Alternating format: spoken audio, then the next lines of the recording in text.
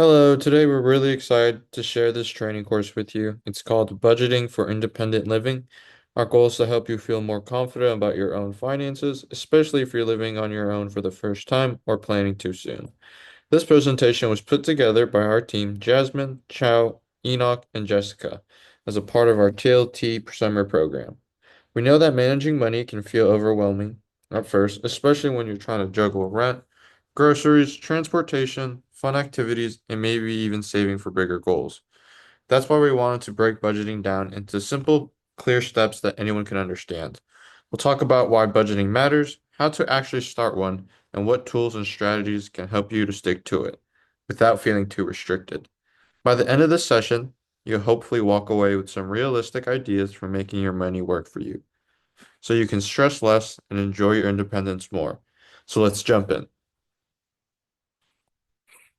Before we get started, I want to walk you through what we'll be covering today so you know what to expect. First, we're going to do an introduction to budgeting, just to make sure everyone understands what a budget actually is, what it's supposed to do, and why it's so important for living independently. Next, we'll move on to starting your budget. Here, we'll talk about how to figure out how much money you'll have coming in every month, what your expenses look like, and how to plan for them. After that, we'll talk about putting your budget into action. It's one thing to make a plan, but sticking to it can be a whole different challenge. We'll share some tips on tracking your spending, adjusting when things don't go as planned, and keeping yourself accountable. Then we'll do a cost of living analysis. This is where we'll compare the cost of living in four major Texas cities, such as Dallas, Austin, Houston, and Fort Worth. This will help you get an idea of what to expect if you're moving or planning ahead.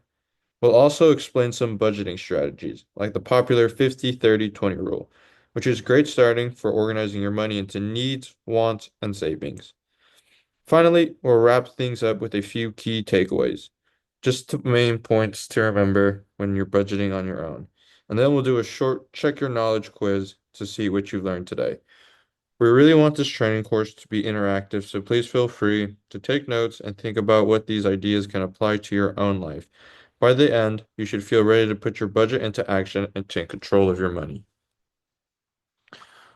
So let's start. What is a budget? All right. A lot of people hear the word budget and immediately think it's cutting out everything fun or being super strict with money. But that's not what a good budget is about at all. A budget is really just a plan for how you want to spend and save your money. It's a clear and written summary of how much money you expect to make each month, for example, through your job, side gigs, or any other income, and how you plan to use that money to pay for things you need and want. A good budget should include a breakdown of your income, your fixed expenses, your variable expenses, and your financial goals. One of the biggest purposes of having a budget is to help you manage your income and outgoing money so you're not living paycheck to paycheck without knowing where it all went. It's really about building awareness of your money habits and making sure you're spending in a way that lines up with what matters most to you. A budget can help you see where you might be overspending, maybe on a takeout or impulse buys, and find ways to save a little more. Over time, this helps you build a confidence and discipline with your finances. It can also make you feel more prepared for unexpected costs, like if a car breaks down or you have a medical bill. It's way less stressful if you have some money set aside. So, in short, a budget is your roadmap for your money. It doesn't have to be super complicated, it just has to make sense for you. And the best part is you can adjust it as your life changes. All right, now let's look at what a budget is and why it's so useful. Let's talk about how you can get started creating your own.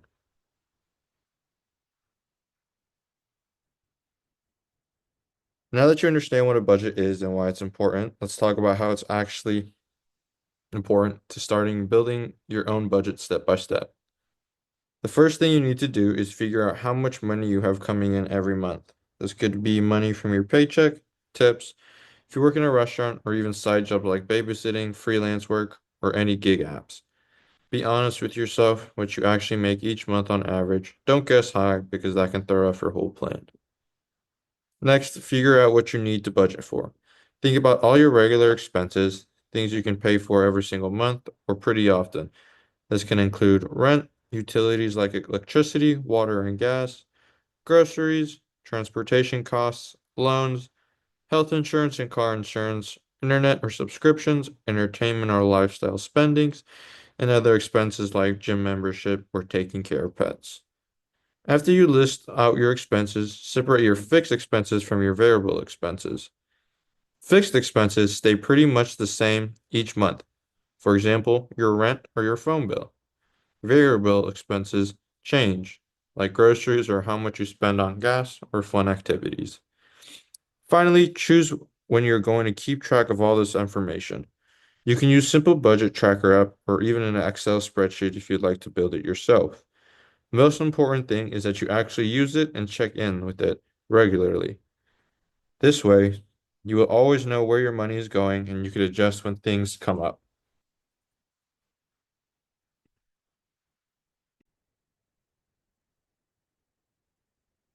Once you know your income and expenses, the next step is to put your budget into action. This means actually deciding how you'll spend and save your money day to day. A really good way to do this is by prioritizing each item as neither a need or a want. This helps you see what's truly necessary, what you could cut back on if you ever need to save more. So think of the needs as things you absolutely must pay for to live a healthy, stable life. For example, rent or mortgage, utilities, groceries, basic clothing, transportation to work or school, insurance, these are non-negotiable. Wants, on the other hand, are things you might really enjoy, but you can live without if you have to. This could be things like travel, eating out, entertainment subscriptions, new gadgets, or shopping for extra clothes and accessories. Separating needs from wants doesn't mean you can't ever spend money on fun things. You definitely should. It just means you need to know exactly what options you need to cut back on. The goal here is to figure out what you must pay for each month and what you can adjust. If your income changes or you want to save more, keeping this mindset will help you avoid overspending and keeping your financial goals on track. Cost of living. Next, let's look at the cost of living analysis, which is really important if you're deciding where to live or moving to a new city. Not every city costs the same to live in. Even within Texas, cities like Dallas, Austin, Houston, and Fort Worth can have a different average price for rent, utilities, groceries, and other expenses. For example, Austin has become pretty expensive in the past few years because it's a popular place to live and work. Rent there might be higher place than Fort Worth or Houston. Meanwhile, Dallas might have a better public transportation option, which could help us save on gas or a car payment. Doing a cost of living comparison helps you see what you likely pay for the biggest expenses like housing, food, and transportation, and plan ahead. You don't want to get stuck living somewhere that stretches your budget too thin. It's always smart to do research, typically prices for apartment, utilities, food, and other basics in your city before you consider. You can only use online cost of living calculators, or you can use look up rental listings and grocery prices to get an idea. Do your calculations. Once you know what your expenses look like in your city, it's time to put in the work. What percentage of your income are you going to allocate for each category? How much will each item actually cost you every month in your city? These are questions you should ask yourself. This is where that 50-30-20 rule can help as a starting point. 50% of your income goes to needs and things like rent, utilities, groceries, transportation. 30% can go to wants like fun activities, entertainments, and dining out. 20% should go towards savings or paying off debt. These percentages aren't set in stone. They just give you a good baseline if your needs are eating up more than 50%. You might have to adjust your wants or find ways to reduce costs. Take the time to write this out. Plug in your real numbers. When you see your income and spending clearly, you'll feel more in control and better prepared to make smart money choices. Budgeting isn't just about being perfect every month. It's about paying attention, making adjustments when needed, and staying aware of our goals. The more you practice, the easier it gets.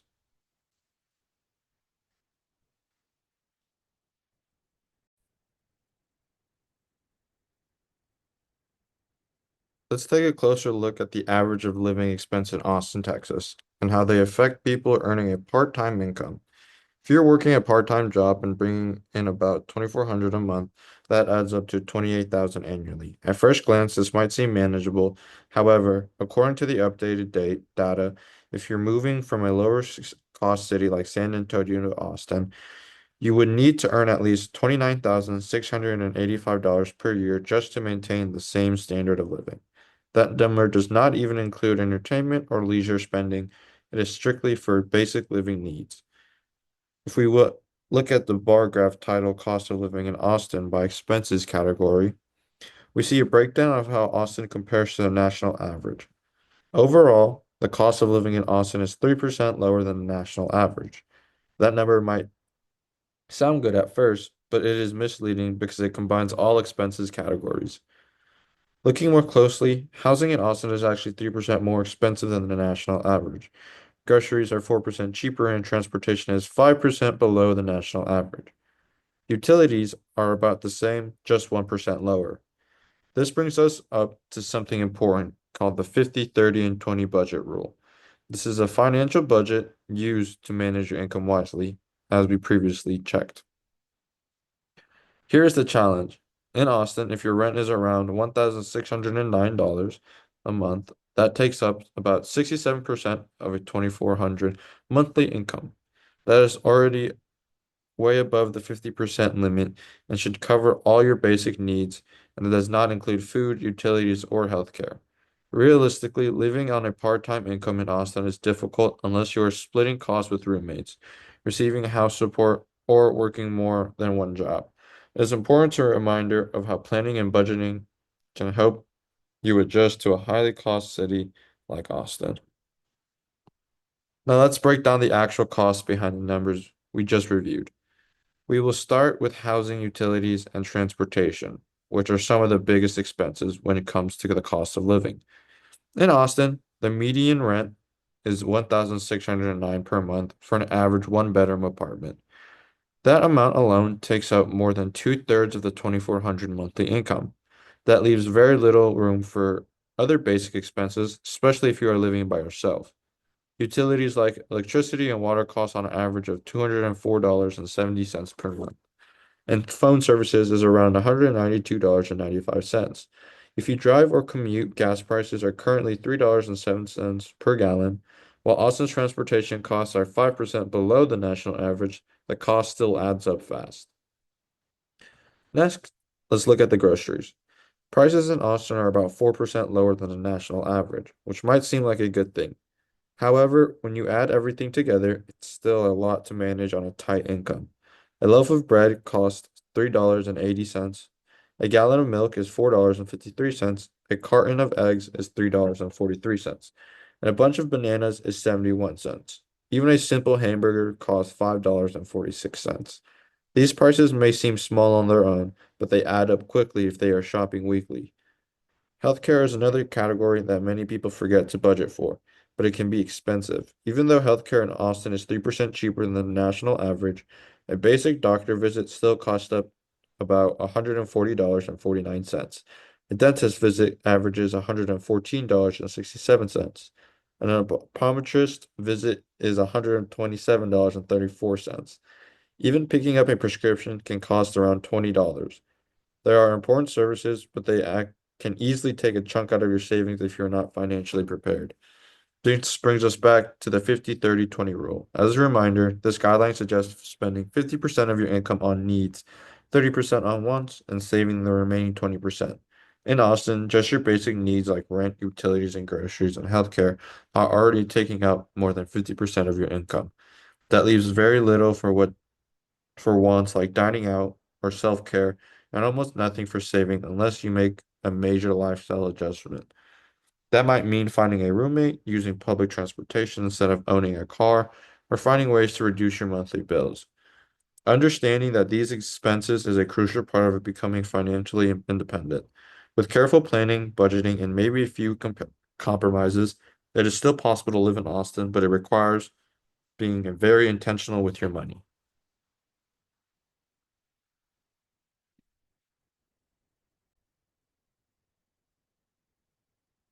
Now let's move on to the cost of living in Houston, Texas.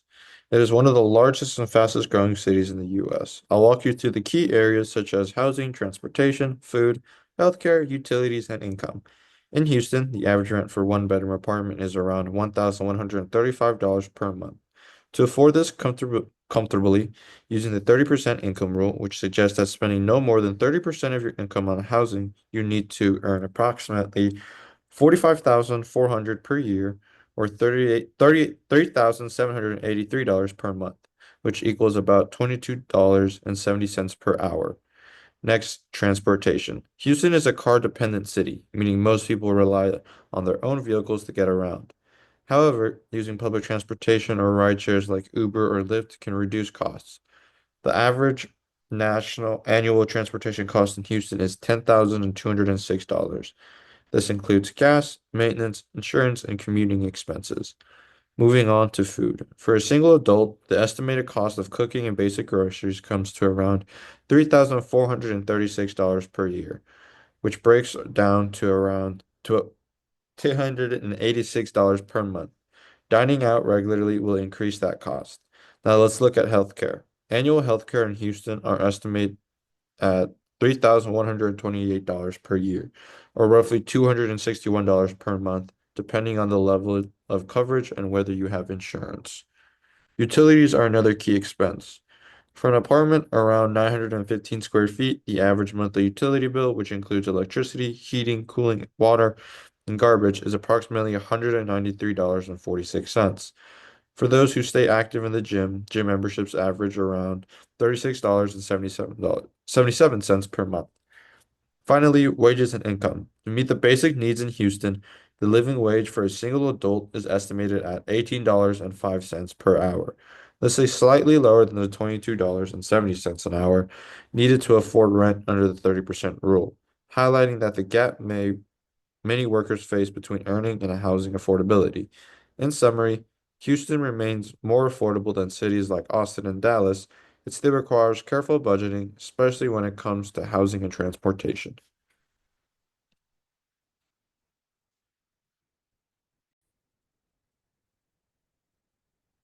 Now let's take a close look at the cost of living in Fort Worth, Texas in 2025. For the average rent and size, the average rent for an apartment in Fort Worth is $1,434 per month, and the average apartment size is 887 or 78 square feet. Under housing, this means that one bedroom apartment costs about 1,434 per month on average. To afford that comfortably using the 30% rule, you'll need to earn 57,360 per year, which is about 4,780 per month, or roughly about $27.58 per hour. When we look at the wage and income, the living wages for a single adult in Fort Worth is $38 per hour. On the right side, you can see two pie charts. The first show Fort Worth apartment rent ranges. 14% pay 1,000 or less, 51% pay between 1,000 to 1,500, 26% pay between 1,500 to 2,000, 7% pay between 2,000 to 2,500, and 2% pay 2,500 to 3,000, and 1% pay more than 3,000. The second chart shows the Fort Worth occupied housing units. 43% of the households are renters occupied, while 57% are owner occupied.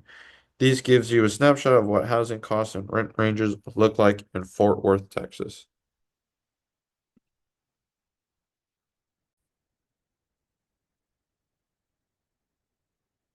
A simple beginner-friendly way to take control of your money, the 50-30-20 rule. A budgeting method that helps you divide your after-tax income into three categories. 50% for needs, these are your essentials. 30% for your wants, these are things that make your life enjoyable. 20% for savings, money you set aside for the future. This approach encourages balanced spending and smart saving, and it's especially ideal for anyone just starting out with budgeting. Let me give you an example. Let's say you take home pay is 2,400. Using the 50-30-20 rule, your budget would look like this. 1,200 for needs. This includes rent, groceries, utilities, transportation, healthcare. These are essential of non-negotiable, but the key is to keep them affordable. 720 for wants. This covers restaurants, takeouts, vacations, gifts, streaming services, hobbies, and entertainment. Wants aren't bad. They just need to stay within the limit to avoid overspending. $480 for savings. This goes towards building an emergency fund, paying down debt, retirement contributions, investments. Even small amounts add up over time. And this category is all about investing in your future self. In short, the 50/30/20 rule is a flexible yet structured way to manage your money. It keeps you focused on what you need now, what you enjoy, and what you'll support later. Give it a try. It's a great step towards a financial freedom. Now that we've seen how the 50/30/20 rule works, here's something important to keep in mind. Your budget isn't just set in stone. Life changes, so should your budget. Maybe you get a raise or lose a source of income, or you have unexpected expenses. You might even find areas where you can cut back. The key is to adjust your budget as your situation changes. Another smart habit, save for a rainy day.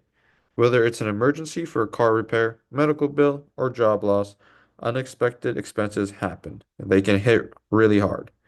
Try to have consistent amount each month. This could be a percentage like 20% or a fixed dollar amount like 50 or $100 per week. What matters most is staying consistent. Also, and this is a big overspending. One of the best ways to do that is by tracking your spending. It helps you clearly see where your money is going and gives you the power to make better decisions. Ask yourself regularly, is this what you need or want? Needs are non-negotiable. Things like rent, groceries, and healthcare. Wants are things that you can enjoy, but also cut back on if necessary. In short, budgeting isn't just about numbers, it's about awareness, flexibility, and self-control. And then here is our quiz. This is our set of quizzes on our project of an independent living budget.